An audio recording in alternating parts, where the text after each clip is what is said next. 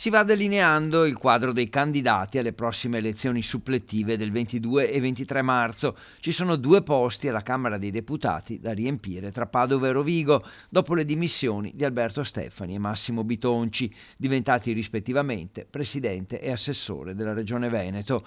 Non è stata una scelta semplice quella di candidati a causa delle tensioni interne, soprattutto nel centrodestra.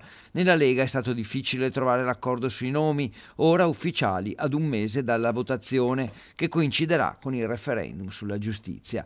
Il centrodestra compatto sosterrà le candidature di Giulio Centenaro nel collegio padovano, che riguarda 41 comuni, e di Alberto Di Rubba a Rovigo. Il centrosinistra invece punta su Antonino Stivanello, ex sindaco di Vigonza, e Giacomo Bovolenta, presidente provinciale di Italia Viva a Rovigo, mentre il Popolo della Famiglia presenta un proprio candidato, ovvero Mario Adinolfi a Padova. Sempre a Padova anche Andrea Pacagnella per il Movimento Ora e a Rovigo Giuseppe Padoan per Italia Resiste Libera. I nomi del centrodestra sono stati decisi da un direttivo della Lega in 2 seggi che alle politiche del 2022 avevano visto la vittoria netta di Stefani e Bitonci.